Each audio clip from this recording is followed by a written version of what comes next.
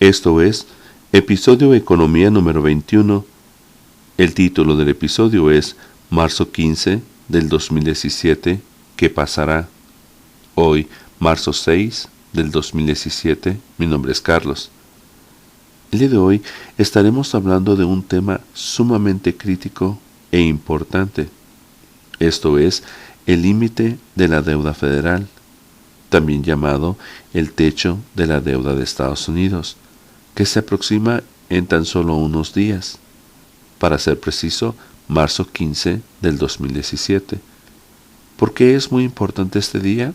Bueno, porque el gobierno de Estados Unidos tiene que pasar por este proceso legislativo, de manera de otorgar el poder para pedir más dinero prestado. Hablaremos de fondo sobre este mecanismo, pero antes un poco de historia. El techo de la deuda o el límite de la deuda federal fue creado en 1917.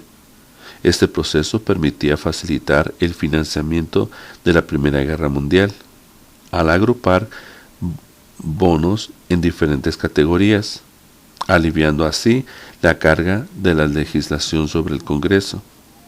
Vean este punto importante. Desde marzo de 1962, el techo de la deuda se ha aumentado 74 veces. 18 veces se aumentó durante el presidente Ronald Reagan, 8 veces se aumentó durante el presidente Bill Clinton, 7 veces durante el presidente George W. Bush y por último 5 veces bajo el presidente Barack Obama. En práctica, el límite de la deuda federal nunca ha sido reducido, a pesar que en algunas ocasiones la deuda en sí ha bajado. La última vez que el techo de la deuda fue elevado ocurrió en octubre 30 del 2015. La gestión de la deuda pública de los Estados Unidos es una parte importante de la macroeconomía. Este proceso es también la limitación de la habilidad del gobierno federal de manera de financiar las operaciones del mismo. El fracaso del Congreso de autorizar los aumentos de la deuda federal a tiempo ya han dado lugar a múltiples crisis. Si ustedes se acuerdan, en el año 2014, el representante republicano John Boehner y el presidente Barack Obama no quedaban de acuerdo, porque típicamente los republicanos son personas conservativas, son personas que no quieren gastar mucho dinero, que no creen en la deuda. Entonces fue una batalla, pero el punto importante es que eso le costó a Estados Unidos perder un punto de confianza alrededor del mundo. Entonces es muy importante que estas autorizaciones se lleven a cabo cuando se tiene que vencer. Cabe mencionar de que de los presidentes que habíamos mencionado, el presidente que creó los déficits más grandes fue Barack Obama. En tan solo 8 años, el déficit creció a casi 10 trillones de dólares. Vean este punto. Cuando el presidente Obama tomó la presidencia en el año 2009, la deuda nacional estaba en 10.6 trillones. Y como todos sabemos, ya debemos 20 trillones. Ahora, no se trata de echarle la culpa al presidente Obama o nada de eso, simplemente mirar los hechos. Es importante saber por qué estamos en el punto que nos encontramos hoy, con 20 trillones de dólares.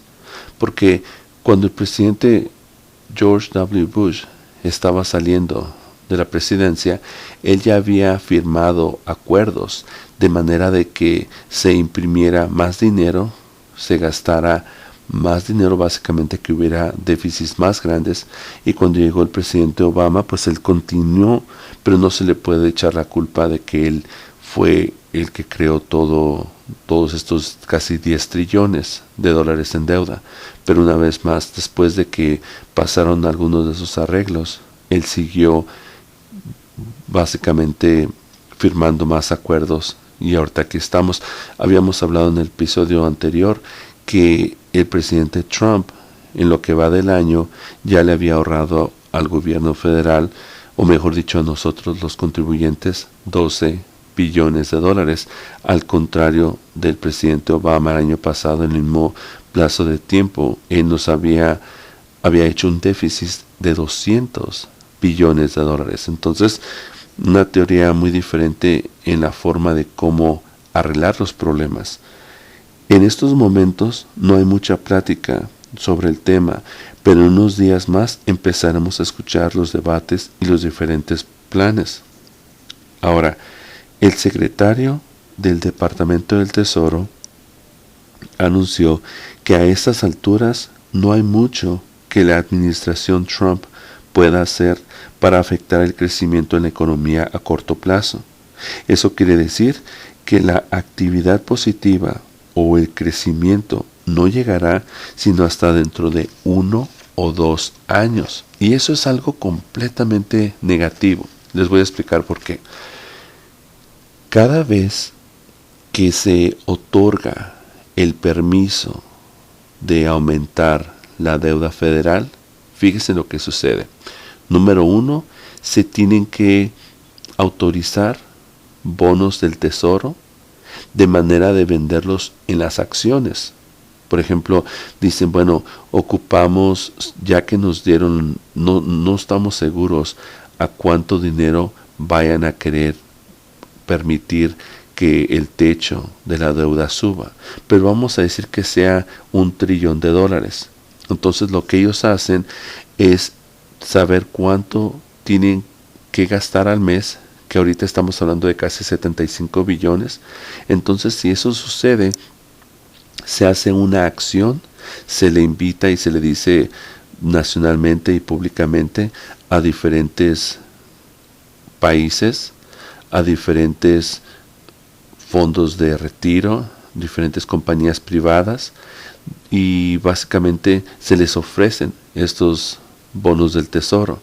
Una vez que los compran, ya tienen la autorización de manera, estamos hablando del gobierno de Estados Unidos, de manera de usar ese dinero para sus gastos. Pero también sucede otra cosa, se imprime mucho más dinero. Y otro problema que sucede cuando se imprime tanto dinero, se inyectan masivas cantidades de inflación. Y en realidad nosotros aquí en Estados Unidos no lo sentimos mucho, pero en otros países se siente más. ¿Por qué? Porque cada vez que se imprime dinero, esto hace que el dólar pierda fuerza. Entonces, ¿qué sucede? Que ese mismo dólar en otros países posiblemente se ocupe más dinero de ese país de manera de obtener ese dólar. Y por eso la vida al mundo entero básicamente se le sube mucho, y nosotros una vez más no lo miramos tanto. Entonces, en realidad, cada vez que esto sucede no es positivo para el mundo, es de hecho negativo.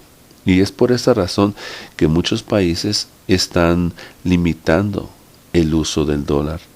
Y otros países definitivamente ya no quieren tratar con el dólar, porque ellos saben que esta moneda no tiene nada que la esté respaldando. No tiene oro, no tiene plata, aunque según las cifras, Estados Unidos todavía mantiene las reservas más grandes del mundo de oro. Pero eso es uno de los grandes problemas, porque se ha estado pidiendo que se haga una auditoría a la Reserva Federal, de manera de saber exactamente cuánto oro hay, cuánta plata, cuánto dinero hay, pero todo el tiempo se lo han estado rechazando. Entonces no sabemos, pero de todas maneras, aunque hubiera oro, la moneda de Estados Unidos no es respaldada básicamente por nada. Ahora, el límite de la deuda federal está congelada en 20 trillones. El gobierno está gastando $1 trillón al año. Y ahorita tenemos aproximadamente 200 billones de dólares guardados. Esto quiere decir que si para marzo 15 de este año no resuelve el Congreso de cuánto dinero van a permitir elevar el déficit o el límite federal.